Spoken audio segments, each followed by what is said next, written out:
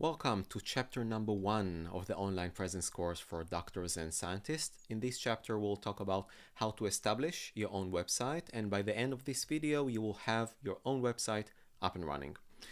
Let's start with a few questions. First of all, will it cost you any money? The answer is no, it's completely free. If you will own your own personal domain, it will cost you $12 a year, but it's something that you don't have to have. Second of all, do you need any kind of computer experience? So in general, if you got to YouTube and clicked on my video to watch it, this is all the technical experience or computer knowledge you need to have in order to have your own website. It's pretty simple, and I'll walk you through it. And last thing, what if you change your mind and end up wanting to delete the website and not making it public? So first of all, you don't need to delete it. You can just click unpublish and your website will be taken off the internet. So whatever you do today, you don't have to publish it, although I really think you should. And you can always hit unpublished and it will disappear from the face of the planet. Okay. Before we actually start on what are the steps needed in order to build the website, I want to touch on things that I see many doctors and scientists stumble upon and some misconceptions about websites. So first of all, ask yourself, do you have your own website? Some of you may already have a website, so you don't need me. Keep up the good work, you already have the website. But some of you think they have their own website, but they actually don't. Many doctors and scientists have websites hosted by their organizations, by their university or by their hospital, but it's not actually their website.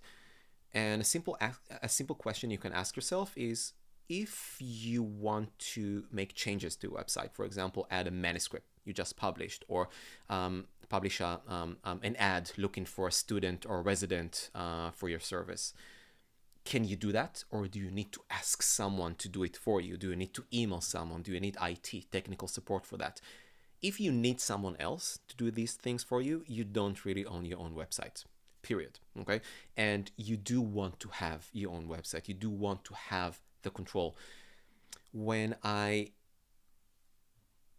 examine websites hosted by universities and hospitals, oftentimes the information there is not updated. Okay, professors appear as doctors, doctors appear as students, as residents. The publications list are not up to date. Some of these websites have really difficult way of finding information there. Some of them make you use certain features in order to observe the website. For example, this website does not support Chrome or does not support Microsoft Edge or Safari. Please use other browser. This is not a good sign for a good website. Okay, and some of these websites are viewed great on desktop computers, but some of them, when you try to open them on Mac, you can't see anything. If you want to open them on your phone, the website looks completely different and the font is not readable. So you want your own website to look the way you want it to look and to have full control over this website. And this is exactly what we're going to do today. Exciting. So first of all, first step. I believe many of you already have a Google account. If you don't, then first step, you need to open a Google account because we're going to use Google Sites. This is a service by Google and you need a Google account for that. So all the links will be linked down below in the description and also in the linked guide, the text guide that I will link there. So first of all, just create a Google account. That will lead you into this page. You'll put your first name, your last name, hit next, choose your email address, and then you'll have a Google account. If you already have a Google account, that's great. You can just skip to the next step. Our next step is to navigate to sites.google.com. sites.google.com. When you navigate to this site, you might need to log in with your Google account. That's fine. And when you log in, this is the screen that you're going to see. You're going to see the row here, the top row of the templates. If you click the button Template Gallery, this gallery will open up. Okay, so this is what you're supposed to see. Now, if you don't see anything other than blank site and it's not written in English, if your Google account is not in English, then you need to change it into English, at least temporarily, in order to get all these great templates, and then go back to your language. In order to do that, all you need to do is just click your Google account, okay? The S here because it's Shai, but it's going to be a different letter with you. And then you're going to change the language, okay? And in the text description down below, if you click the link down below, I will guide you through all the steps needed in order to change the language of your Google account into English, English US, and then you can change it back, okay? So all this is just to have the templates, okay? You need the English as a language just for the templates, and then you can change it back.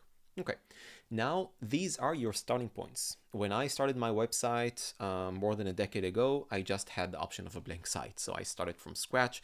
My website didn't look that good, but it was enough for me. I was a student back then, and it was enough. Now you have the templates, and these templates are just great. For example, if you're a professor and you click the professor link, then you will get the professor template for a website. And all you need to do, instead of inventing the wheel, is just replace the imaging and the images and replace the information there with your own information. Okay, so for example, here you can just click the image, and then with the three dots, you can just replace the image and upload your own. You can go here and just write text, your name here, and Professor 4 or Doctor 4 or whatever you want to put here. And your description, you can just copy paste a brief description. Here are links to Twitter, LinkedIn, or Instagram. You can just delete whatever you want. You can just click the pencil here and you can just delete. You don't want Twitter, you don't want LinkedIn, you don't want Instagram, you don't want anything. You can just leave it at that. Okay, you can do whatever you want. Even if you want to add new information, you can. On the right side here, you see the options of adding a text box, imaging. You can even insert a content block, something that will have an image and something written right next to it. You hit the plus, you upload a picture, here you write whatever you want to write, okay? And on the top bar, you have the different sub-pages for your website. Here we're in the bio, but if you click teaching, you will have the template for everything related to your teaching. And here you're writing, and here interviews or media. But if you don't want that page, that's perfectly fine. Okay, on the right side, it can be on the left side depending on the language that you're using, you will see pages. Okay, and with the pages, you can just decide on, I don't want to put interviews in media, I want to delete it altogether. So I just click these three dots and delete it, or I can just hide it from the navigation, meaning nobody can find it. I can edit it and just bring it online whenever I want, or just hide it. If I want, I can also insert a page. I just click the plus sign here, add a new page. I'll call it Shai. Done. I have a page, empty page, Shai, and I can add here, insert text box, and I can write whatever I want here. If I want, I can highlight. I can change the font. I can change the size. I can change the colors. You can play around and do whatever you want here, okay, to have the website that you want. Now, there are other templates here. I just chose the professor. Of course, you don't need to be a professor in order to use the professor template, but you can choose whatever template you want. So the graduate template for a student who just graduated. This is a nice template to start with, something brief. Afterwards, your resume, your research and projects, for example. And again, you can put here whatever you want. This is just a starting point, so it will make everything easier. And third example I wanted to show you is the student portfolio. If I had this, everything would be much easier. My website didn't look that nice in the beginning when I was a student, but here you can add whatever you want. You can add images. Here in the three lines, you can just add your activities. You got the picture, okay? So these are the templates that you can start with. At the end, I'll show you my website so you can get some more examples or some more ideas of how to design your own website, but I'll leave you to it and you can do whatever you want with the website. And then there'll be a point that you want to publish the website. So how do you do that? So let's go back to our professor example. Let's take, for example, this website. Suppose I want to publish that as is. Okay. Now on the right side here, or on the left, depending on your language, you will see the button publish. When you click this button, then you can bring your website online, meaning anyone in the world can find it once they have the link. Now for the web address. The first option, a free option, a very simple one, is just to use an address that starts with these: https sites.google.com/view/, meaning now I can give my website any name I want.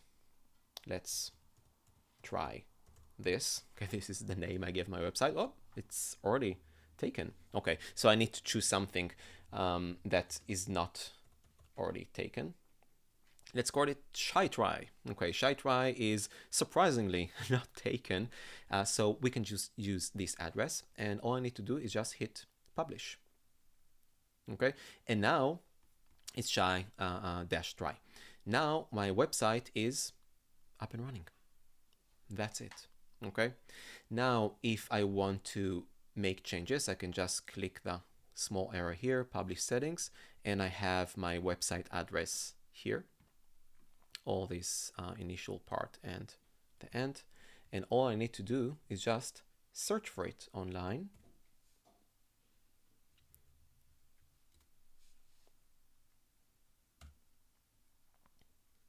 And here is my website up and running.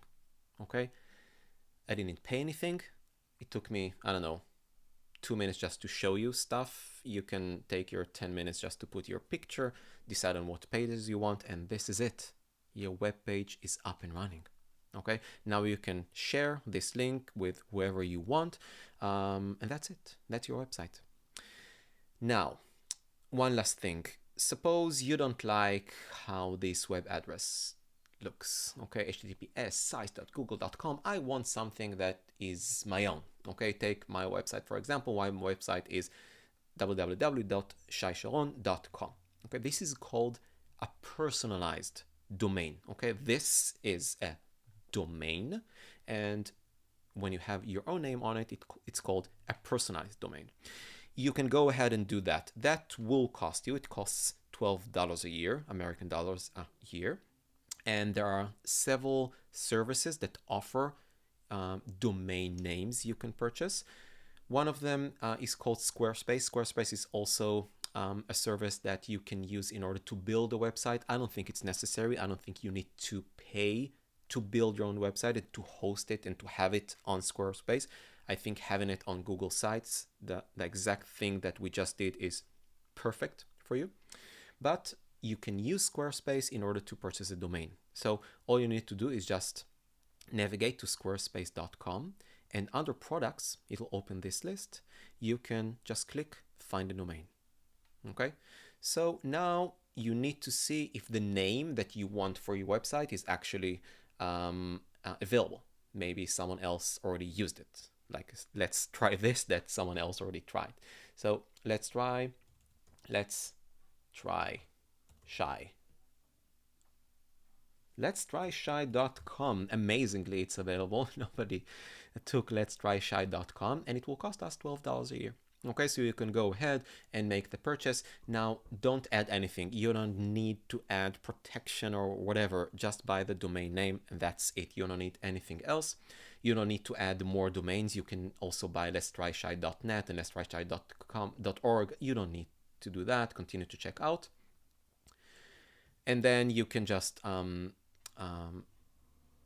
have your own Squarespace account in order to pay, and then you have that domain name.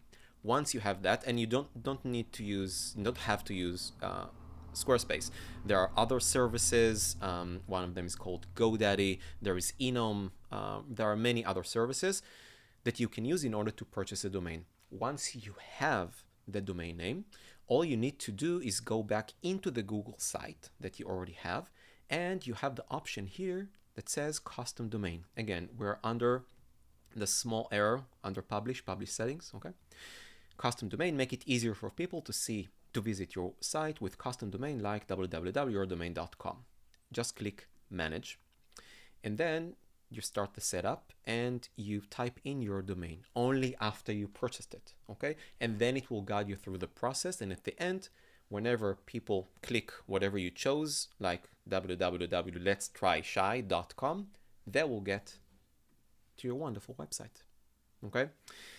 So before we wrap up the first chapter of our course, I want to just take a quick tour on my own website. This is a website that underwent a lot of changes over the years. In the beginning, it was just a single page describing what I do in 2 languages, in Hebrew and English, and that's it, okay? So now my website has much more content in it because I use it for many scenarios, but I just want to show you the website so you can see things that you like, see things that you don't like, and then use it in order to make your website your own, okay? So here on the home page, it has my name. Now, my newsletter is a very important part of my website. This is why I chose to describe my newsletter. The moment people start to scroll down, they end up with a description of the newsletter, then who am I, then my fields of research, and then again the newsletter, and then my tip sheets, my 7-day email courses, my podcast, my video guides. You can put here whatever you want. Okay, so this is my home page. This is in Hebrew. Then my bio. I have all the description here of my bio. You can use whatever you want in your case. Okay, and at the end, again, I'm ending with the same thing. I want people to have all the links necessary on every page they visit. And then my education and training, Friday Digest. This is my newsletter, so I have a separate web page for that. And once someone clicks on any of these newsletter, they get to my newsletter, okay? My podcast, Video Guys, for example, is also a web page, a sub page where I have links to YouTube, okay, on my website. So I have a quick description here, and I embedded YouTube videos on my website, okay? This is just the scenario that I used. Now, for your own, you can embed manuscripts on your website. People can find all the manuscripts on your website, for example. People can find the resume. People can find the projects your students are conducting in your lab. They can find the description of your department. Whatever you want, you can do. But this way, you will have full control of the on all the information you want to present to the public, and you can change it whenever you want, okay? So I think this is pretty much it. I hope you enjoyed chapter 1. Hit the like button if you did, and subscribe if you like more videos like this, and I'll see you in the next chapter. Next chapter will be Social Media 101, the fundamentals of posting on social media. Until then, see ya.